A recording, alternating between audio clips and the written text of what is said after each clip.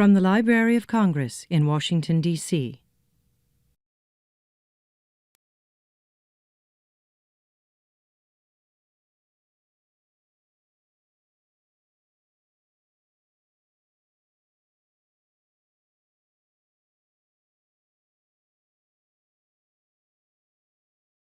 Hi, I'm Pam Jackson. I'm director for the Center for the Book, and we welcome you here today. Thank you for joining us for today's talk. We're very excited about what we have to share today. I want to start by just mentioning for some of you who may not have been with us recently that the Center for the Book is part of the National and International Outreach Unit for the Library of Congress, where it's our mission to share the treasures and collections of the library with the public and the American people and the world. And today we get to do just that. This talk is the book talks that we do for the Books and Beyond series, which you're a part of today, are designed to showcase work that has been produced as a result of being part of the research, having done the research here at the Library of Congress. And we're very excited about what we have to share, and that people are interested in what we have and spend time with us and in our rooms and in our collections and on our shelves and wherever else to discover what we have. I'd like to mention that as part of that discovery process, we really like to emphasize that the Library of Congress has as its mission, to provide the American people and the world with a rich, diverse, enduring source of knowledge. It's designed to stimulate intellectual and scholarly and artistic creativity. That's our mission, to share what we have. And in doing so, we also like to remind people that we are America's first cultural institution. So a lot of times people forget that we have a lot more than just books. So we remind folks of that as well. Here at the Center for the Book, which includes the Young Readers Center and the Poetry and Literature Center, we promote books and reading, libraries and literacy and literature for the purpose of making sure that people live in informed and engaged societies. We believe that literacy matters a lot to democracy, and we consider ourselves defenders of democracy. As part of our promotion of reading and literacy and literature, we do these talks, but we also have a couple of other things that we do around the country, including there is a Center for the Book in every state and some of the U.S. territories and the District of Columbia, and we're proud of that affiliation. Each of those centers celebrate their own state or regional heritage, and they're part of a national network that's about promoting a variety of literary and literacy matters. We're also, at the Center for the Book, the administrator of the Library of Congress Literacy Awards Program, which is a very special and phenomenal part of the Library of Congress that allows us to honor and recognize literacy organizations around the world. And we are currently in an application process, so you can learn more about the program and nominate a literacy organization that you may be a part of. Visit read.gov/literacy awards for more information about that. Now, let's turn to today's talk. A couple of housekeeping items I should mention that we do like to ask at this time. It's a small room. We're going to enjoy a really great conversation, so if you could take a moment to make sure that your electronic devices are turned to silent, that would be helpful for us. We are recording today's event, so if you ask a question, you should know that you'll become a part of our webcasts, and the webcasts are available on our website at read.gov, and available there more than 250 talks of a variety of rich and interesting people and topics. Today's author will be available after the presentation to sign her book in the lobby, which is available for sale. We deeply encourage you to obtain your copy if you haven't already done so. And I also want to mention that today's special event is sponsored with the Library of Congress Publishing Division. We enjoy a really great partnership with Becky Clark and her team, and we're very proud to be part of the group to honor and celebrate books that are published by the Library of Congress. So today's today's author is Sylvia Rodgers Albro, a senior paper conservator here at the Library of Congress, where she works on the technical examination of works on paper from the library's collections of rare materials. She has spent time in Florence, Italy, where she first learned about art conservation. Sylvia first joined the library staff in 1984 as a paper conservator. She graduated magna cum laude from the University of Santa Clara with a bachelor's degree in fine arts and, Italian. She received a master's degree in fine arts and a certificate of advanced study in conservation from the Cooperstown Graduate Program in the Conservation of Historic and Artistic Works at the State University of New York. She was also the library's first staff Kluge Fellow. Congratulations on that. So please welcome Sylvia Rodgers Albro.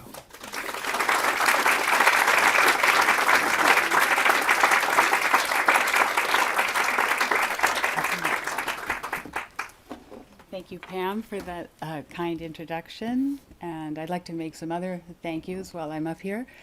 The publishing office for getting this long-time project finally into paper. And that's Rebecca Clark, the current head, Susan Rayburn, the editor who worked with me, taking a rough text and making it into something that was greatly, greatly improved, and Peggy Wagner, who was the first to helped me get the contract signed for the book.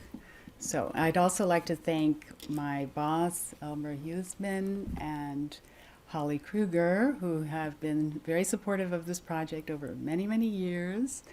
And lastly, all of my colleagues in conservation who have covered for me all the times that I was away working on this project, because the library's work goes on. It does not stop. And so I thank you for that.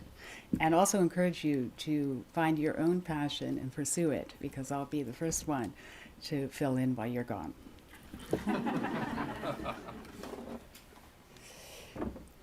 So, as a conservator of works of art and manuscripts on paper at the Library of Congress, it's been my privilege to work with papers in the library's collections that come from the Far East, across the Indian subcontinent,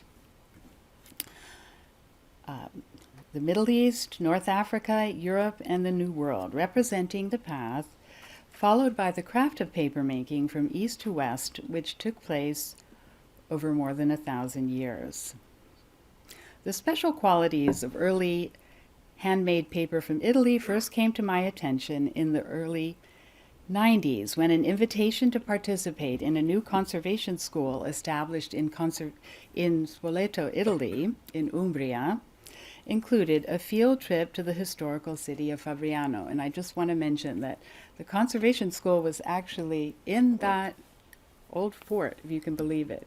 And for 12 years, my husband, Tom Albro, book conservator, and I were very lucky to be invited to teach as guest instructors at this school for 2 weeks in the spring. And it was a wonderful period of exchange between Italian and European conservators and the Library of Congress, because many of them came here to do internships in our lab. It was really a very stimulating experience.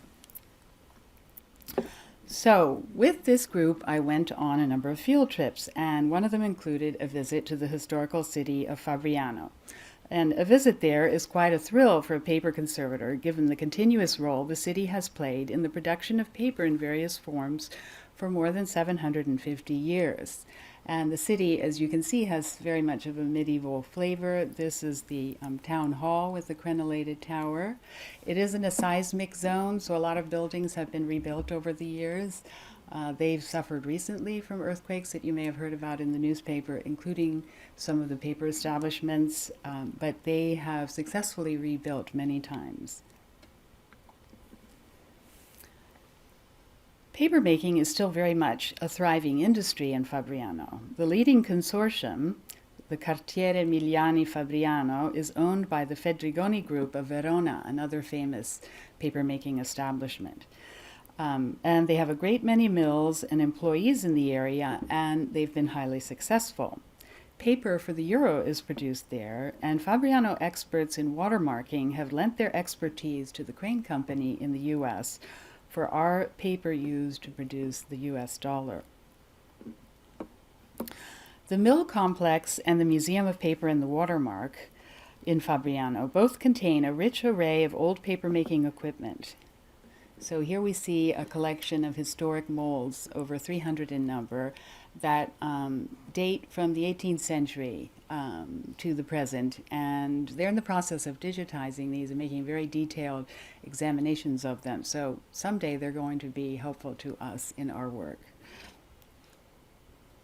One of the molds is one that I selected for actually the cover of my book. It's not a particularly old mold, but it's made in the style of a 14th century mold with lots of watermarks.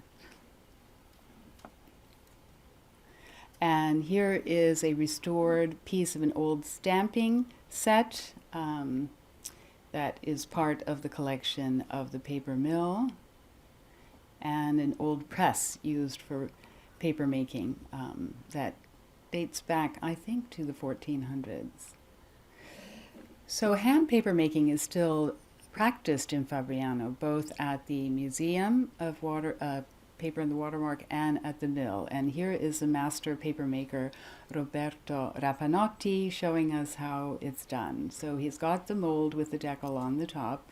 He's dipped it into the vat and is lifting it out, draining the water. He's shaking it slightly to distribute the fiber evenly across the mold.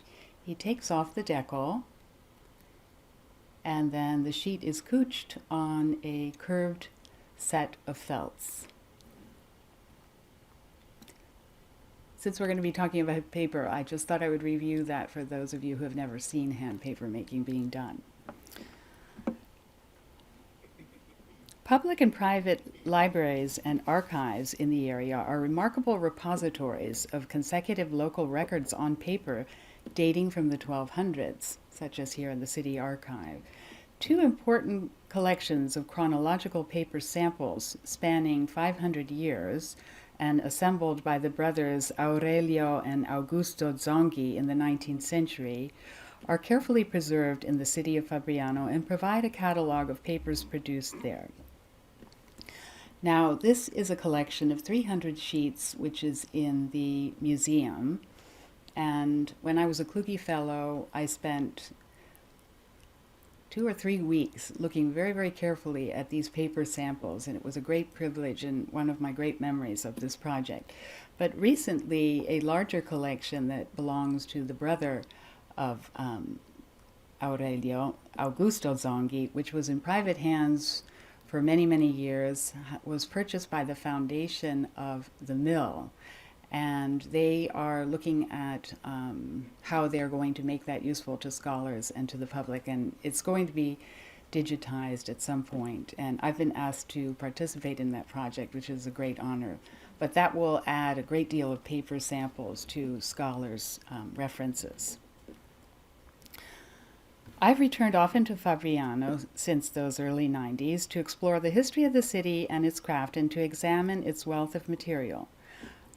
The book that I just published with the library and with Oak Knoll Press, that I should acknowledge too, gives a background of history of the industry and focuses on the identification of special collection items in the Library of Congress made with Fabriano paper, including manuscripts, printed books, maps, and artist prints, like the 16th century engraving by Marco Dante in the Prints and Photographs Division, with its attendant Fabriano watermark of a crossbow with a fleur-de-lis above. Fabriano, located in a mountain valley in the Marches region, has ancient Roman roots, and according to legend was named after Faberius, a nobleman and property owner. But it's interesting to note the similarity of the city's name to the Latin word for craftsman, which was faber. Archaeological remains point to the presence of accomplished ironworkers as far back as Roman times, and a carved stone relief of a blacksmith on the Guild Hall wall memorializes the city's motto, "In labor requies," meaning, "In work find comfort." This motto was translated into a watermark in the 15th century. During the Middle Ages, a number of factors came together which encouraged the craft of papermaking to flourish here.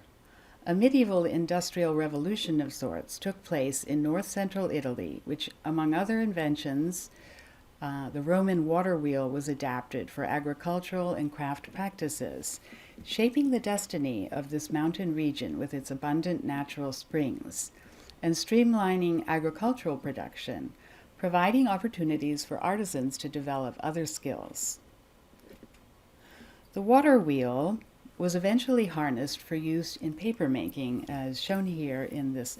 By the way, all the books that I'm showing you are all from the collections of the Library of Congress, unless I specifically say there isn't.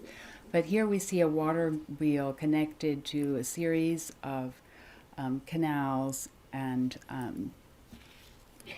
water systems here with the parts of the water wheel. This is from an 18th century book, but the water wheels first appeared much earlier in this part of Italy. A second important development was the spread and influence of the Benedictine monastic order in the area. Aside from their literary and spiritual focus, monasteries were also conduits for technical and scientific information. Their philosophy, or their rule of ora and labora, meaning manual work and prayer, outlines a life of work and prayer combined and had a marked influence on the city's own motto. As the rule of St. Benedict required a substantial commitment to daily reading, Benedictines were associated with books and libraries since their beginnings in the 6th century. So it's not surprising that they were involved in the fabrication of both parchment and paper for manuscript and book preparation. And this is a library of one of the still intact libraries in the Monastery of Montefano on the hilltop right outside of Fabriano, which is open to the public for consultation. Benedictine monasteries began to flourish in the Marches region during the 10th century. Some of the earliest papers produced in Fabriano are associated with the Benedictine Monastery of San Vittore delle Chiuse, shown here. Built in the 11th century and located on the road between Fabriano and the port city of Ancona on the Adriatic. The architecture is said to have marked Middle Eastern influences. One of the earliest watermarks present in the Zonghi collection of papers from Fabriano has the form of the Arabic symbol for infinity. And when visiting the monastery first in 2009, I found the same symbol carved into the wall of the monastery here. I should mention that the papers of this monastery are now, or many of the earliest ones, are in Princeton University Library.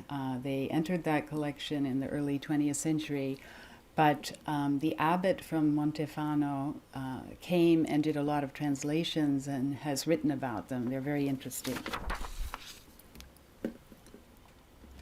So mills powered by water wheels were built in this area in the 13th century in San Vittore delle Chiuse, and names present in early 14th century records of this monastery appear as watermarks in paper made at the same time.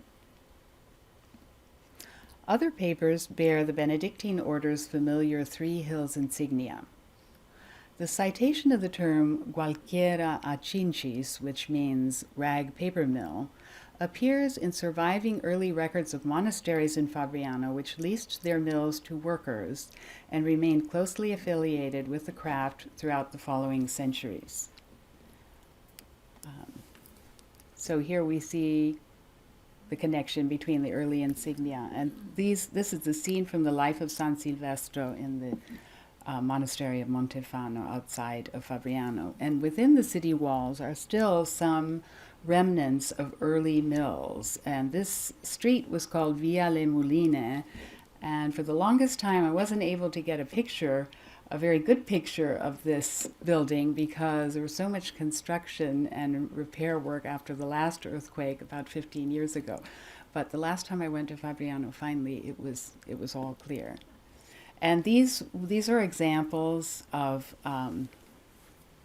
mills that are illustrated here in this map from Geography and M, this wonderful atlas, a Blau atlas from the 17th century that is cities of Italy, and it has a wonderful illustration of Fabriano. And in the legend, there are over 17 monasteries that are listed as being present still within the city walls at that time. A factor critical to Fabriano's future in the craft industry was access to both inland and sea routes. in the Mediterranean world of trade. The town was connected to the old Roman roads, the Via Salaria and the Via Flaminia, and to ports on the Adriatic Sea, which actively traded with the East. While monasteries were involved in the construction of mills and sometimes in the making of paper, the product was bought and sold by merchants, as outlined in some of the earliest surviving manuscripts in the Fabriano city archives. And I find it interesting that often the watermark of the paper in these books is related to the industry that it's talking about. So in this case, we have a spinning wheel in the guild record book of the Cloth Guild. The success of trade and the acquisition of wealth gave merchants and artisans in the town of central Italy greater leverage in their society, and by the 13th century, Fabriano's city government had transformed from a feudal system ruled by noble families to a republican commune with elected officials from 12 established guilds. And this is a renovated facade of the cathedral, but it still has the insignia of the most important guilds on the facade represented there. The first recorded reference to professional papermakers in Fabriano is a notary's register from 1282. So it's amazing that some of these record books, they look a bit beat up, but when you think that they're 800 years old, it's pretty impressive that they're still around. And look at the color of that paper on the front, that is just brilliant white still. So in this book, 8 papermakers are cited at work in the town. And inside this book, here is a selection of some of the watermarks that are present in the paper in this book. And as it happens, like the Arab infinity symbol that I showed you before, these symbols are related to early Arabic numbers and also merchant shorthand script.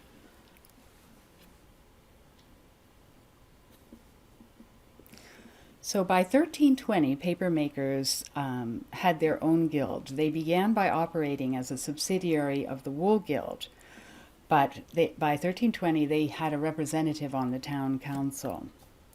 Before rag paper was made in Fabriano, it was known in Italy as carta bambagina, and the word bambagina derives from the Syrian city of Manbij, which you've probably been reading about in the news recently.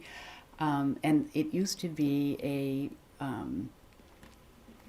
a city of great trade where paper was brought from all locations and sent out. And they were famous for cotton cloth, and the word for cotton is bambagia in antique Italian. And so carta bambagina was a literal translation of cotton paper, although it wasn't really made from cotton at the time.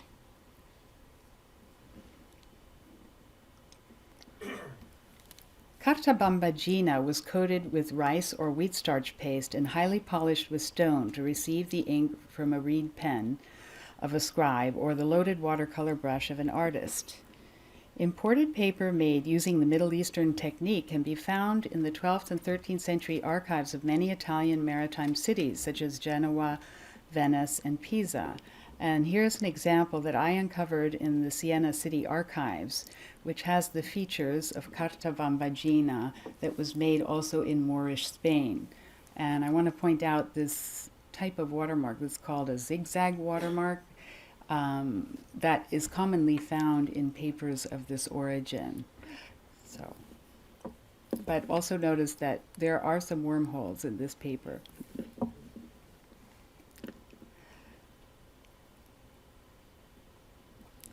This style of paper was used and possibly even made in Sicily and Amalfi, both areas with close ties to the Arab world in the 1200s. However, it was not adopted for official uses in Italy because of influential edicts issued by the Roman Emperor Frederick II of Sicily, who had been convinced that paper sized with starch deteriorated too quickly to use for permanent records. Not long after these edicts were issued, Pope Nicholas IV imposed an embargo on imports from Islamic countries, which prevented many foreign goods from being brought into the continental market. So parchment remained the most popular writing support for religious and legal documents throughout Italy. The period of the papal embargo coincides precisely with the time that locally handmade paper began to appear in earnest in Italy, quite probably first in Amalfi. While there are a number of theories about how knowledge of the papermaking craft arrived in Fabriano, I find the evidence most convincing that the technology was passed along the Benedictine monastic chain, beginning in Amalfi and southern Italy and moving upwards. And one of the reasons I think that is a recent discovery that I made just the last time I went to Italy, and unfortunately this didn't make it into the book.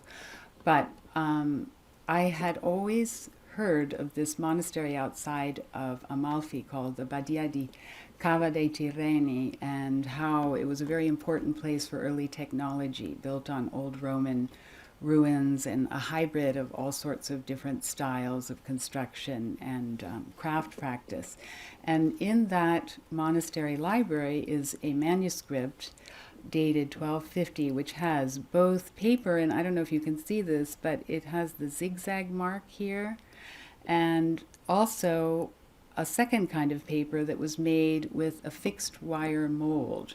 And they're both present in the same manuscript that goes from these dates, 1259 to 64. So it's right around the time of the embargo. And the fact that both Arab-style papers, which were made on a flexible mold at this period, and the fixed wire molds of the later European papers are found in the same manuscript indicates that both of them were being used at the time. So I think that's the beginning.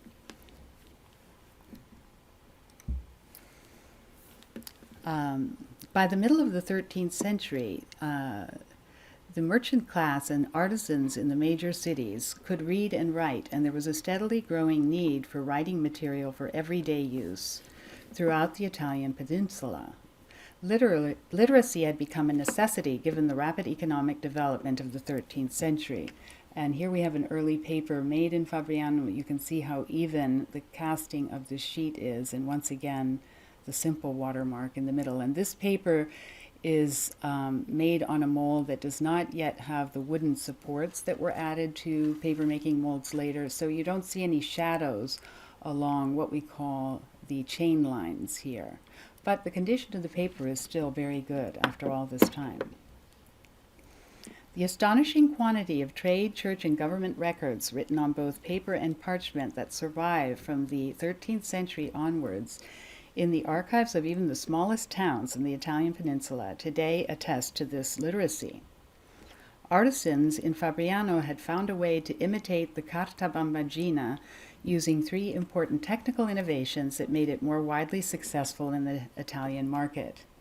And they included the mechanization of the pulp preparation process using water wheel-powered stampers, as shown in this illustration, a technology adapted from the wool workers' fulling mill, shown here, and still used in Fabriano until really mid-20th century. This is a set of wooden stampers that belong to the paper mill that are no longer in use, but were in use until not that long ago. The second introduction that Fabriano brought to the papermaking industry was sizing the papers with gelatin rather than starch. Gelatin, sheep gelatin, was a byproduct of the tannery gills that prepared parchment. And in fact, early Fabriano paper is very thick and heavily sized, and it has the appearance of parchment. This would have been more suitable for the quill pen used by European scribes as opposed to the reed pen used in the Arab world. The third introduction that Fabriano claims responsibility for is the introduction of watermarks to identify the paper as locally made and not imported. The idea of marking one's product was consistent with other guilds' practices, which required each member to mark his product with an individual symbol recorded in an official guild book, such as this one in Fabriano from the Wool Guild, where symbols display a marked similarity to the watermarks in use at the same time by paper makers. You probably can make these connections here, and the three hills here too. The foremost authority on laws of the city-states in the 14th century, the notary Bartolo di Sassoferrato, wrote in a treatise that in Fabriano there are many workshops where they make a most excellent paper, and each paper has its own mark to identify its maker. And since he was writing in the 1300s, and he only cites Fabriano in his reference to watermarks, that's really the origin of the association of the city with the invention of watermarks. So in addition to the fact that many still exist there in their archives. For a brief time, watermarks appeared as full names, as I showed you before, of the maker, but soon after assumed the imaginative shapes of tools, weapons, animals, and religious symbols, much like other insignia of the time. The presence of papers with known Fabriano watermarks of the 14th century in archives in many different locations in Europe and the Mediterranean proves its widespread use by that time. The paper was successful because it was not only strong but also handsome in appearance, and this had to do with a careful selection of rags for making the pulp. This part of Italy also was known for its cloth making. Paper was made of 3 different qualities at the beginning, and the names bona, fioretto, and miglioramento came from the different categories of rags. Carta grossa was the name for the wrapping paper. So these were the first categories of papers made. Most of the rags used to make early Italian paper came from worn-out garments, ship's sails, and ropes, or household linens. These are new and not rags, but but they're early examples of the kind of fabrics that this part of Italy, Perugia in this case, is famous for. And these were made from hemp and linen mixtures. Canapa hemp was widely grown in the Italian peninsula up until the 1950s and used for cloth making. The Cannabis sativa variety of hemp, cultivated in calcium-rich soil like that in many parts of Italy, produced an inner plant fiber used for making cloth which was light in color, and subsequently a paper that was creamy white. The Canapa plant's long fibers gave the paper strength and flexibility, a desirable feature for books and manuscripts. In addition to the raw materials used, the mill water source was extremely important in determining the quality of the paper. The natural spring water in the Apennine area of Italy has a high content of alkaline earths, especially calcium. Water samples from the old mill in springtime were collected and analyzed and found to contain large quantities of calcium and very little iron, copper, or sulfur. So, and you can see here the limestone cliffs above where the monastery of San Vittore delle Chiuse was, which fed the water streams that ran the water wheel that then stamped the fiber that made the paper. Some analysis done by preservation research and testing scientist Lynn Brostoff of the Library of Congress identify on LC incunabula with identified Fabriano watermarks showed remarkably high concentrations of calcium in the paper. So the water that was used for repeatedly washing cloths, rags, and beating pulp was essentially passing through marble chips in the riverbed, and resulted in the formation of calcium carbonate interspersed within the felted paper fibers upon drying. And the quantities of calcium, I'm sure this is hard to read, but they were really remarkable. And they were, in the case of this book that Lynn is analyzing here, which is a Pliny book from the Rosenwald collection, there were the ratio of calcium to iron in the paper could be as high as 62 to 1. Which is extremely high. Or no, I guess there's one that's 72 to 1. So there is also some indication from these high quantities of calcium that lime had been added to the pulp during the paper making process. This is what the Pliny book looks like in regular light. And I wanted to mention, I should have mentioned this at the beginning, that after this presentation, Stephanie Stillo, the Rosenwald curator, has very kindly agreed to put out some of the books that I'm going to talk about in the Rosenwald room for those who have a chance to go over to the Jefferson Building and look at them.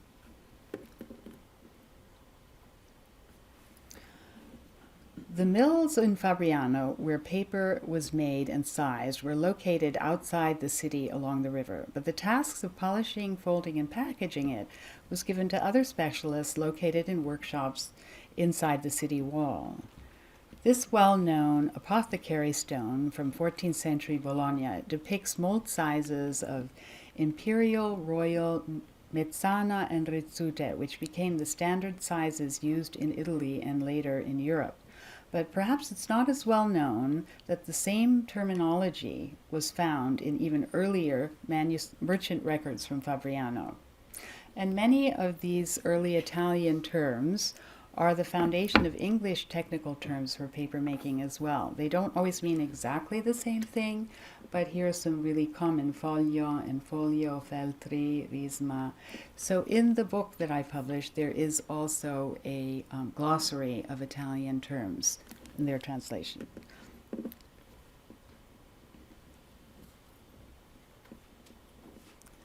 High-quality paper was mass-produced in Fabriano, and merchants were connected to a wide network of trading partners within their region who brought it to the attention of an ever-widening territory, including medieval fairs in many city centers of Europe.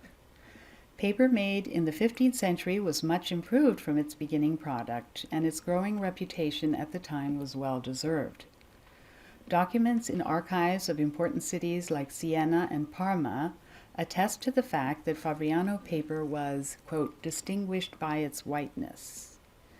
In the beginning, the cost of a sheet of paper was 1/4 the cost of a skin of parchment, but by the 15th century, 25 sheets of paper could be purchased for the price of 1 skin. So just to summarize the reasons for Fabriano's early success in the paper industry, we've talked about monastic connections, abundant natural resources, engineering, craftsmanship, the elected representative government, which is very important, literate population, and the established merchant networks. Commercial record books beginning in the 14th century from Fabriano list quantities of paper exported to a variety of faraway destinations. And I want to just draw your attention to the merchant's insignia, which is listed on the page of this book in addition to the watermark that you see, because for all of the transactions in these books, the symbol of the merchant always accompanies them, the buyer and the seller. Often the type of paper is listed in these record books by size, quality, and watermark. Exports increase in the next century, and the names of paper makers and merchants reappear again and again over time, indicating families remained active in the profession for many generations. So this Ambrogio di Bonaventura was a descendant of that original Cresce name that was in one of the earliest papers that I showed you. And so Bonaventura was under Cresce, and Ambrogio was son of Bonaventura. And then Ludovico D'Ambrosio, shown in this painting by Gentile da Fabriano, is a paper merchant, and here you can see that his symbol is included with his portrait in this painting. Gentile da Fabriano is the most famous of the Fabriano school of art, but another artist of great interest, Allegretto Nuzzi, who has a wonderful painting in the National Gallery here in Washington, his records indicated that seasonal workers in paper also worked as apprentices in the artists' workshops. So the same names of people who worked in the paper industry were also associated sometimes with artists' workshops. The widening availability of good quality paper in Italy encouraged the growth of the printing industry, enabling many individuals to read and own books, given that the cost of a printed book to the consumer was perhaps 1/5 that of a handwritten manuscript. It's estimated that more than 80 presses were operating in Italy in the late 1400s, and that's the largest quantity of any European country. Of course, the demand for paper grew exponentially with the introduction of printing, and despite repeated guild prohibitions issued in Fabriano against the dissemination of trade secrets to other locations, the technology spread through the mobility of craftsmen, who were recruited to other cities who were centers of printing, such as Venice and Florence and Naples and northern cities as well. Nevertheless, in examining books and prints of high value and prestige made in the first century of printing, it's clear that paper from Fabriano was still very much prized. Written records also confirm that certain printers preferred Fabriano paper for their works. Especially prized was paper made in large dimensions. And this is a wonderful book about husbandry and agriculture, and it is open to a page that's about all kinds of different lettuces. And the book is just wonderful because even though it's 1478, the Italian is Florentine Italian, and the type is very, very legible. So you can read this and learn about how their advice for the best way of growing arugula or other, yeah. And keep in mind this watermark of the prelate's hat there. So there's a lot more history to be covered, and I can't do 750 years in one lunchtime lecture. So, but I had to mention one thing that I know Susan, my editor, would be very disappointed if I didn't mention. And that is that there were some ups and downs in the industry, and a real downer happened in 1435 when a particular family that was very influential, the Chiavellis, who were very involved in the wool industry and also in the paper industry and owned a lot of mills. In fact, there are many watermarks with keys as their symbol, and Chiavelli, the word is very close to the word for keys in Italian. But apparently they became too big for their britches because there was a conspiracy against them, and in this choir stall, 14 conspirators hid in the cathedral with weapons under their clothing, and in the middle of the Mass, they got up and attacked all of the male members of the Chiavelli family, who were the patrons of the cathedral, and that was the end of them. So, in fact, they had to get permission from the Pope to let the poor women of the Chiavelli family escape.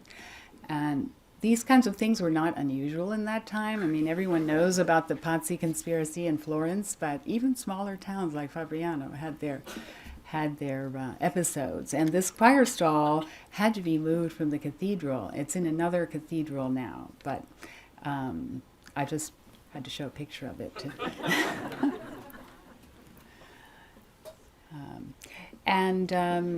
Even though the book is entitled Medieval and Renaissance Papermaking, I just wanted to mention that I have a chapter about the 18th century because this very important figure, Pietro Miliani, is responsible for the regeneration of the industry. After the Chiavelli massacre, there were a lot of political rivalries, and there were definitely ups and downs in the industry, although it has been maintained continuously from the 1200s. But Pietro Miliani, who was the paper maker who made some of the papers for Piranesi's prints, for example, was a very important figure for the renovation of and resurgence of papermaking from the 18th century forward. And his family continued the tradition. They died out, but now it's interesting that the Fedrigoni family has taken over the mill, and it's thriving under that name.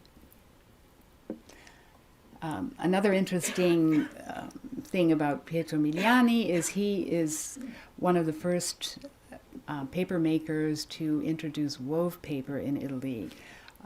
Although their technology was very advanced in the medieval and Renaissance period, they kind of fell behind the Dutch and the English in the 17th and 18th century with their innovations, and the English wove paper, which had very little texture and was really preferred by printmakers and many artists, remained elusive to Italian paper makers for quite some time until Pietro Miliani and people of his generation were able to develop the molds that produced this kind of paper. And fortunately, here at the library, we have wonderful examples of his paper in the laid and chain patterns and also in the wove patterns that he developed afterwards. So let's look at some other items from the library's collection that I was able to find that were related to Fabriano and its papermaking. The earliest ones are two manuscripts, and interestingly enough, one is Hebraic and one is Arabic. And this is a copy of a responsa from the famous Rabbi Solomon ben Ibrahim ibn Adret of Barcelona, and it contains a watermark of an eagle, which is the same as one that I found in the archives of Fabriano from the same date as this. And in this case, this is an Arabic manuscript. It's a pharmaceutical text, and it has this watermark here. It's called a key, but it has an interesting resemblance, I think, also to a turret or even a mosque. So I don't know. Because some of the other watermarks related that were done at this time were related to the content of the information of the book, it would be interesting to see what other historians think about that. But this is another book where half of the paper was actually European paper and half of the paper was Arabic style. Here we're looking at an early book of Dante that was printed in Florence in 1481, and it's an early example of an illustrated book, and that's why there are two copies in the library. One is in Rosenwald, and one is in, I think, the Volbert collection. And so you can see here that these prints were included in the text. This was a very expensive enterprise that was under it because this paper is actually imperial size. It's very large, and it was a very deluxe edition that was put together by a group of humanists in Florence who wanted to include a commentary on Dante's Divine Comedy by one of their famous philosophers. And it was in an attempt to kind of reclaim Dante as a man of their city, this particular deluxe version. And it needed a lot of money to pay for the paper, but also the many artists and printmakers who worked on it. And you can see, once again, we have this paper with the prelate's hat. So it would be much more interesting to look at this book in person, so I'll go through this quickly. But obviously they had a little bit of trouble printing the copper plates in with the typeset. The typographer printed the text first and left the blank pages where the illustrations were supposed to go. And these illustrations were made by Baccio Baldini, who was an early engraver working in Florence, and they were inspired by drawings that had been done by Botticelli. And so here you can see that he had trouble with the registration when he printed the plate on the paper, and you can see the plate mark from the back here on this particular image. So later they decided that maybe that wasn't going to work out terribly well, and since they seem to have a lot of time, because although the typographer did his part, doing the prints and finding the drawings to do the prints after seemed to take a much longer time. So in the case of the following illustrations, they printed them separately on paper and then pasted them into the book. And I'm just showing you here a sample from one of the Zonghi collection, of the larger collection that I looked at that had a lot of imperial sized paper in it. And once again, I just draw your attention to how white it is. And someone at some point had outlined the watermark in the paper, not me. But here's the whole sheet in transmitted light. You can see the size of the watermark, and that is the exact same paper used in the production of that Dante book that was printed in Florence. So that was an exciting match.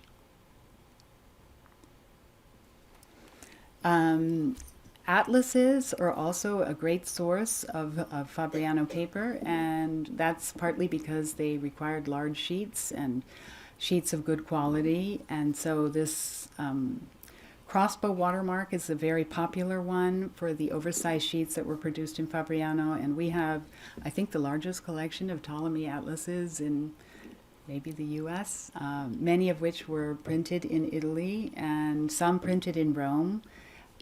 And I think that using the watermarks to date the making of the maps would be very useful, because sometimes the same paper was used for many different editions of these volumes, and it certainly would be a good project. I found them often to have Fabriano paper. This is a manuscript from the Manuscript Division. It's called the Amoretti Codex, after the owner of the codex, who was a Roman priest, but it's actually a copy of a letter written by Amerigo Vespucci after his voyages in the New World, and it's on a paper that has the same hunting horn watermark that we saw earlier. And this is a very important piece, because the original has been lost, and so we have a copy of this that is a contemporary copy. And once again, the watermark can help date the time. At least it can tell you that the item was not done before a certain time. It can't necessarily tell you how late it is, but anyway. And of course, some of the earliest printed books in Italy were religious texts, and this Bible that was printed in Naples is also on oversized paper, and it's about 450 pages. It's a Jerome Bible, and many of the papers in it are Fabriano, including this well-known watermark. It's maybe a little bit hard to see here, but here is the same paper that was present in the Fabriano archives, that same sheer pattern, which since there was a very active wool industry and there was probably a lot of shearing of sheep, it was a symbol that comes from the local industry. So it was interesting to me that this particular book was printed in 4 different cities at the same time, in Naples, Florence, Rome, and Venice. This book that is by Pliny the Younger on great men of ancient Rome, and all 4 versions of the book, they weren't printed the same year, but they were printed within 15 years of each other, and they were all on Fabriano papers, different watermarks, but all from the same source. An important printer to mention, who is often associated with Fabriano papers, is the printer Gershom Soncino, who emigrated to Italy from Germany and settled in the Marches region for a while, and did quite a bit of printing there, both in Hebrew movable type and in Roman type.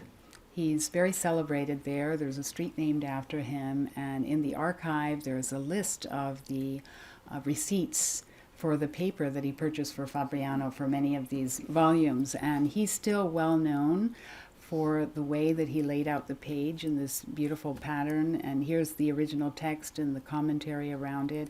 And I understand that even contemporary Talmuds that are used in services have still retained some of his same original typography pattern. He was not always able to use the finest quality paper for his Hebrew texts, but he did, as I say, also print on commission. He printed the statutes of the city of Fano, and he also printed this Cardinals book, and in this case he was able to use the expensive paper. Many other objects in the library were found that were made on Fabriano paper, including a lot of fine prints here. This chiaroscuro print by Ugo da Carpi, along with a number of other prints from the Pembroke album in P&P. And this is another important symbol associated with Fabriano. It's a ladder, and there was the Scala family was very involved in paper making, and Scala means ladder, and also Stella. So in this case we had a Stella and Scala family mill. They probably owned the mill that used this watermark. And another very lovely print by Domenico Beccafumi another chiaroscuro woodcut. He was an artist from Siena, and although Siena also made paper, their industry was begun by Fabriano craftsmen, and they still imported the oversized, fine quality paper from Fabriano. I think artists also liked it because it was quite substantial, and if you have to put your print, as in this case, through the press several times, in this case at least twice, you have to have a paper that's strong enough to withstand that. Now for paper conservators who are here, this is an important slide for telling you how you can identify Fabriano paper, even if you are not sure about the watermark. Their mold style was such that the watermark, after about 1350, was always in between two chain lines, with a chain line in the middle that was called the supplemental chain line, or the filone supplementare, that you can't really see very well here, but it didn't have a wooden support behind it. In the case of this paper was made with a mold that had wooden supports behind each chain line, but you see where the watermark is, there's actually a chain line there, but there's no wooden support behind it. And that's a clue that the paper was made certainly in the mold style of Fabriano. You have to find an exact match of the watermark itself, also because papers were copied. But this is an important feature to note. The Zonghi collection that's in the museum has been published, but it was a contraband publication where the tracings were stolen out of Italy by the person who had done them and sold to a Dutch paper historian. And they were published by the Hilversum Society in the 1950s, but it's still a very, very useful book. The unfortunate thing about this book is that, unlike Briquet, for those of you who are paper historians, it doesn't give you the exact manuscript that each one of these watermarks is associated with. So you just have to trust that the date that they're giving you in the book is the real one. But with the new acquisition of the larger collection by the mill, the registry book that is associated with every single one of these papers was also part of the collection. So now there's going to be a lot more information for historians to date papers by these watermarks. And the digital versions of them will give you more information about the paper itself. So while this book is still useful, just pay attention to what's coming in the future, because it will be an addition. So here's a watermark from that second collection. And some people have asked me, okay, well, so you spent all this time on medieval and Renaissance paper. What is your next chapter? Are you going to stick with Fabriano? And one thing that really interests me is 20th century papers made in Fabriano and their use by artists in America as well, in all over the world. And this is a wonderful drawing by Georgia O'Keeffe in the Milwaukee Art Museum that has a Pietro Migliani Fabriano watermark that you can see even through the frame. So I'd like to explore the use of more modern Fabriano papers by artists working today. So thank you very much.